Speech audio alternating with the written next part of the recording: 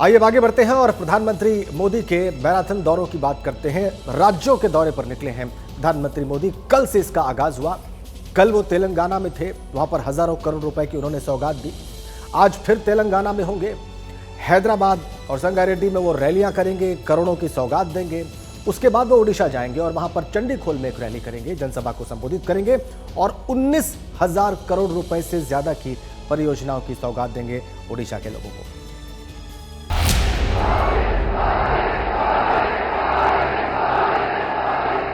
अब की बार 400 पार, अब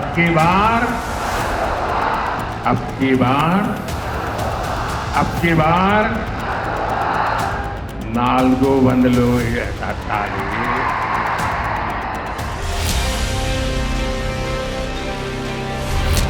2024 लोकसभा चुनाव की सरगर्मी शुरू होने से महज चंद दिन पहले देश में चुनावी माहौल दिखने लगा है।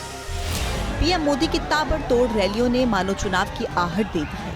प्रधानमंत्री मोदी पूरब, पश्चिम, उत्तर, दक्षिण यानी देश के हर कोने में पहुंच रहे हैं। 10 दिन में 12 राज्यों के दौरे के पहले दिन पीएम मोदी तेलंगाना और तमिलनाडु पहुंचे। विपक्ष के गढ़ में पीएम जमकर बरसे, लेकिन परिवार वाले मुद्दे पर विपक्ष को करारा जवाब देते हुए पीएम मोदी ने नया नारा दिया, जो इस पूरे चुनाव में गूंजने वाला है। मैं हूं मोदी का परिवार।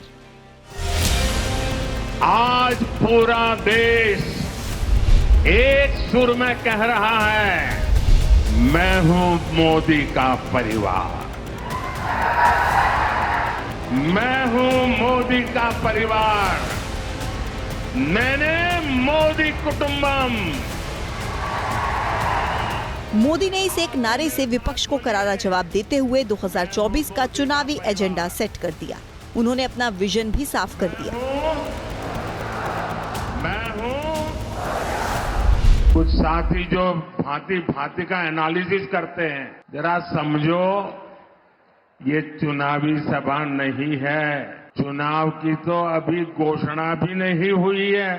आज देश में विकास का जो उत्सव चल रहा है, उसमें मैं अपने तेलंगाना के भाई और बहनों के बीच ये विकास का उत्सव मनाने आया हूं। मेरी बात से आप सहमत हैं ना?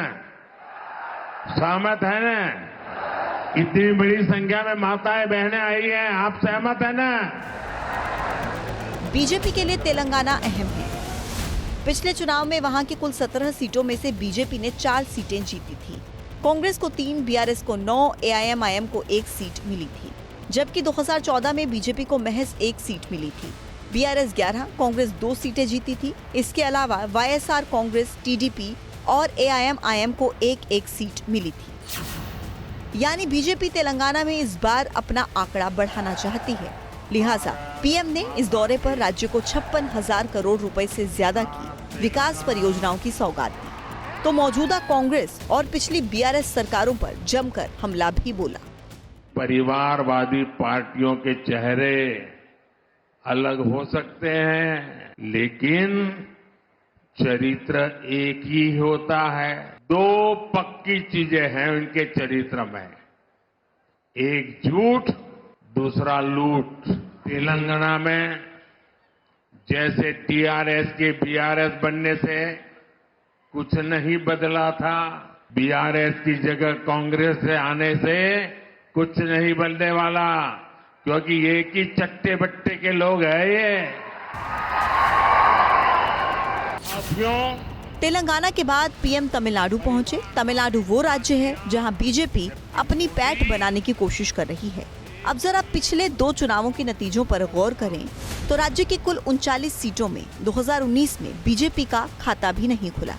और तो और गठबंधन सहयोगी एआईएडीएमके और वीसीके को 1-1 सीट से संतोष करना पड़ा।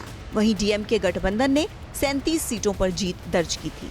2014 में इसके उलट एनडीए को सभी 39 सीटें मिली थी, जिसमें एआईएडीएमके को 37, बीजेपी और पीएमके को 1-1 सीट मिली थी।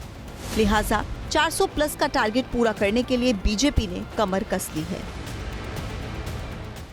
मैं डीएमके को बताना चाहता हूं, मोदी तमिलनाडु के विकास का पैसा आपको लूटने नहीं देगा।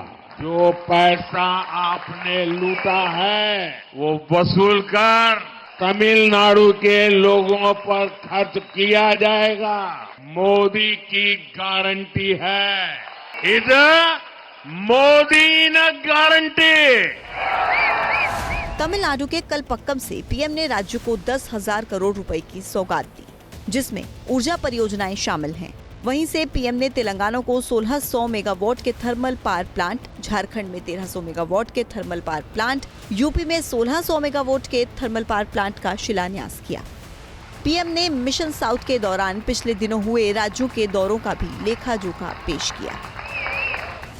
15 दिनों की सौगातों के जरिए गुजरात, पंजाब, उत्तर प्रदेश, पश्चिम बंगाल, आंध्र प्रदेश, जम्मू कश्मीर, बिहार, झारखंड और छत्तीसगढ़ को साधने की कोशिश की है।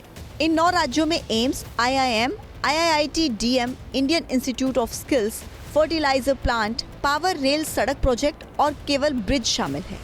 इन 9 राज्यों में लोकसभा की 256 सीटें हैं। इन प्रोजेक्ट में 2000 से ज्यादा रेलवे परियोजना, ऑयल गैस सेक्टर के प्रोजेक्ट्स और ग्लोबल टेक्सटाइल इवेंट शामिल है।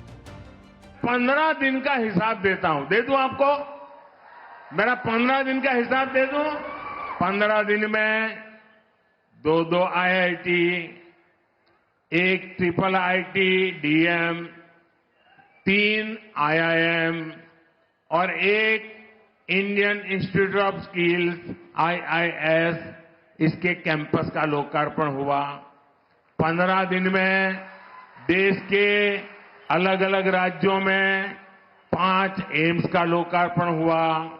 15 दिन में किसानों के लिए दुनिया की सबसे बड़ी स्टोरेज स्कीम शुरू हुई। ये विकास का उत्सव है कि नहीं है? ये लोगों के कल्याण का उत्सव है कि नहीं है? अपने इस रिपोर्ट कार्ड को लेकर प्रधानमंत्री मोदी अगले 9 दिन देशव्यापी दौरा करने वाले हैं। आज फिर से तेलंगाना और ओडिशा के दौरे पर रहेंगे। 6 मार्च को पश्चिम बंगाल और बिहार जाएंगे। 7 मार्च को कश्मीर जाएंगे। 8 मार्च को दिल्ली में कार्यक्रम है। 9 मार्च को अरुणाचल प्रदेश और असम, 10 मार्च को उत्तर प्रदेश, 11 मार्च को दिल्ली और हरियाणा, 12 मार्च को गुजरात और राजस्थान जाएंगे। तो 13 मार्च को गुजरात और असम के लोगों को वीडियो कॉन्फ्रेंसिंग के जरिए संबोधित करेंगे। तेलंगाना, ओडिशा और पश्चिम बंगाल सरीखे राज्यों में बीजेपी इस बार अपनी सीट बढ़ाने की कोशिश में है। प्रधानमंत्री आज सुबह 10 बजे हैदराबाद में 350 करोड़ की लागत से बने CARO बिल्डिंग का उद्घाटन करेंगे। फिर सुबह 11:30 बजे संगारेड्डी जिले में 6800 करोड़ रुपए की परियोजनाओं का उद्घाटन और शिलान्यास करेंगे। दोपहर 3:30 बजे ओडिशा के जाजपुर पहुंचेंगे, जहां चंडीखोले में रैली करेंगे। 19,600 करोड़ रुपए की परियोजनाओं की सौगात देंगे। इनमें तेल, गैस, रेल, सड़क से जुड़ी परियोजनाएं शामिल हैं। इसके बाद पीएम पश्चिम बंगाल और बिहार के दौरे पर जाएंगे। पीएम मोदी ने प्रचंड जीत की हैट्रिक लगाने के लिए पूरा जोर लगा दिया है, क्योंकि इस बार लक्ष्य 400 पार का है।